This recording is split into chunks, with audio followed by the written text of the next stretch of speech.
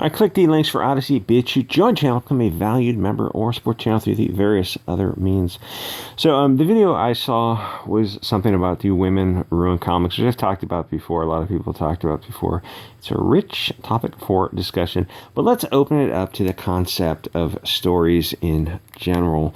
How's this for title? Yes, women ruined comics, mostly.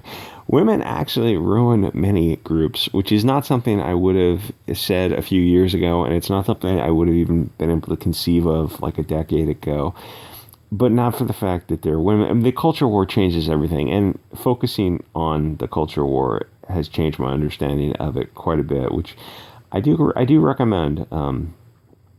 Writing videos focuses your thoughts more than if you just are reading the news. It's the old saying, like, if you have to teach somebody like calculus, you'll understand it better than if you're just studying it on your own. It's not something I would have said a while ago. But the thing is, not for the fact that they're women, but because a narrow-focused, anything that's narrow-focused is going to be better than a broadly focused type of thing. You can't be all things to all people. Passion comes from that very narrow focus. The group of guys who are playing board games in, the community center of the church on Friday nights, they're, very tightly focused on what they're doing. But women are also only one facet of the pop culture crystal. But yeah, broadly speaking, women ruin comics.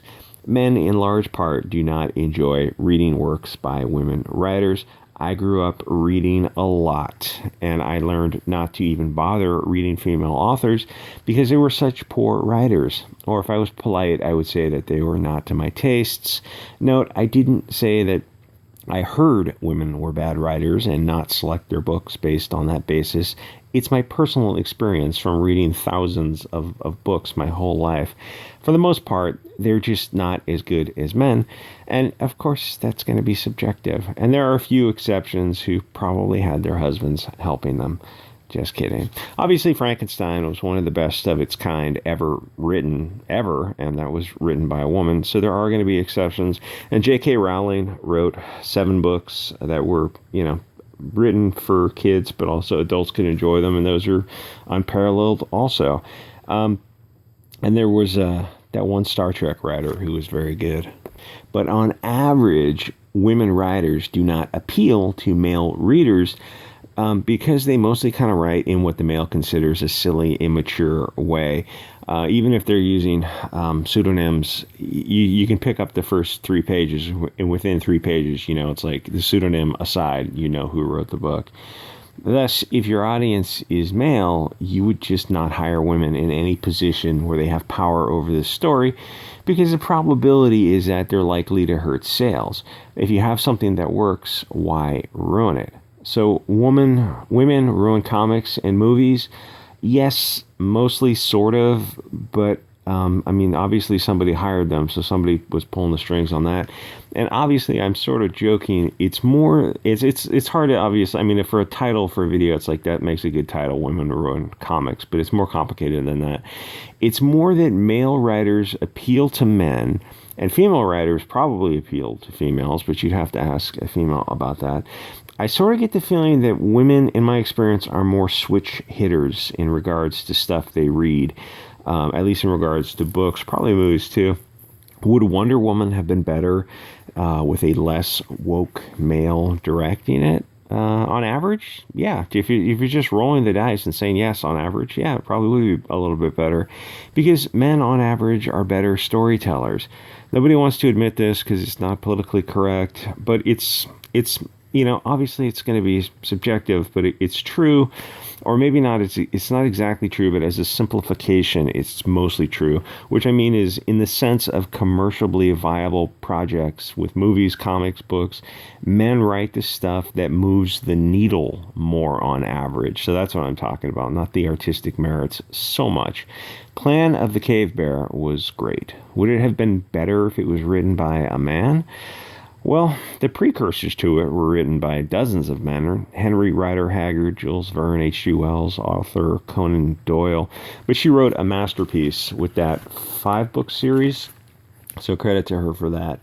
And I think it was made into a movie in the 80s. I don't know if I ever saw the movie. Anyway, it's just a question of probabilities and the male and female psychology. Women listen more to men. Men usually tune women out. So men, on average, drive the sales of things. And men can drag a woman to a theater in a way that a woman can't drag a man to go see the Titanic or the Notebook or something like that. They're just it's gonna be rare that you're gonna get, you're gonna be able to drag the men along for that kind of stuff. I don't know why that is. It is just what it is. Men are bigger and stronger. They just forcefully force the women into the theaters. A man will tell a story of a book or film, and he'll get you interested in getting the story yourself firsthand. So men can get more people interested in the story, where women are mostly speaking to other women, and even women kind of tune other women out because they're such horrible storytellers. They just go on, and it's like, just get to the point. So when you add all these things up, it's not a crystal clear case of men are better storytellers, but it all works together that women are going to drive the male audience away if they're the ones in control of the creative control of the content. It's not a simple question of sexism or even being better or worse. I know I'm making it sound like it is.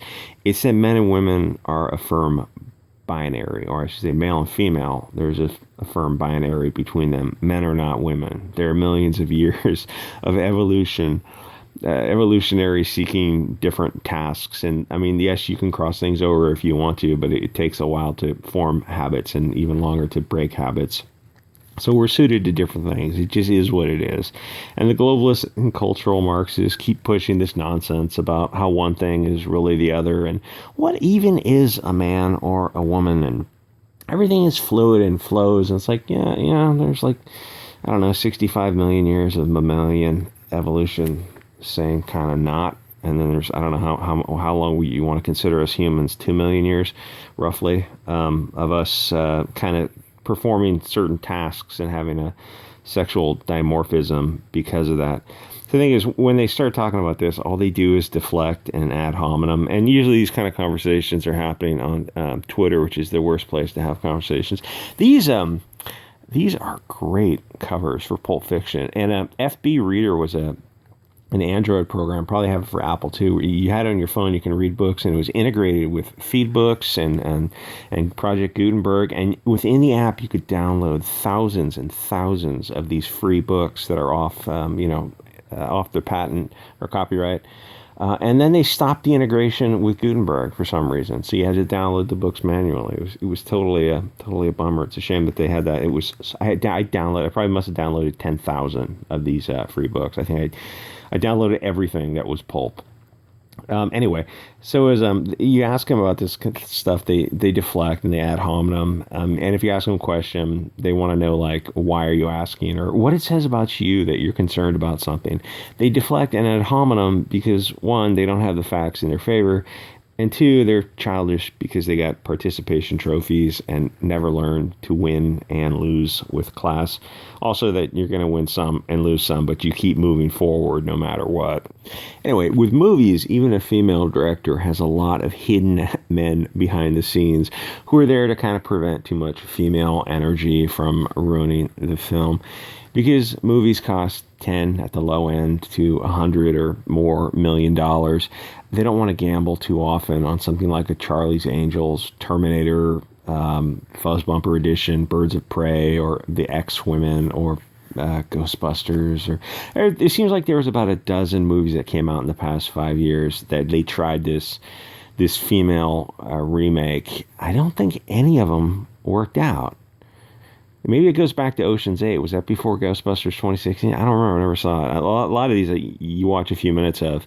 The only one I've watched more than once is Ghostbusters 2016, which I know people give me the shock look because it's a weird movie from a filmmaking perspective in that it was so very close to being a good movie, and they just snatched defeat from the jaws of victory with every little line that went on a little too long, or they let the jokes run on a little too long and the timing was a little off. It's like they just couldn't pull it out, and we were so close. You had everything in place, like you had all the tools and materials, and you built something that's kind of substandard.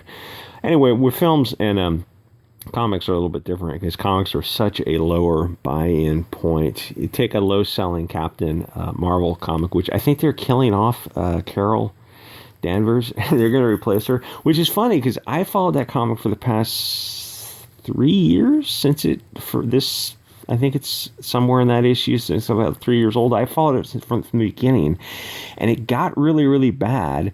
And then it started to clean itself up and actually try to tell stories again. But I think by that time they lost the audience. So it's like you're less likely. You should have just, if you go, you can go back and read, like look at it from the beginning, and it started off silly Billy right from the beginning. It's like, why didn't you just do what you were doing in later issues, in earlier issues, and take yourself seriously? By this time, it's like by issue 30, it's like you've already lost 3/4 of the audience, and I don't think you're going to get people back because people who follow comics, they're kind of burned out of comics in general, and they're definitely burned out of, I think, Kelly Sue DeConnick, or I don't know, Kelly Thompson. I don't know who does that, so, but it's some woman who's just insane cat lady type of energy. It's like you're not going to get them back by issue 30 or 40. So yeah, it's probably better to close it up and start it with something else, or start it with a new writer.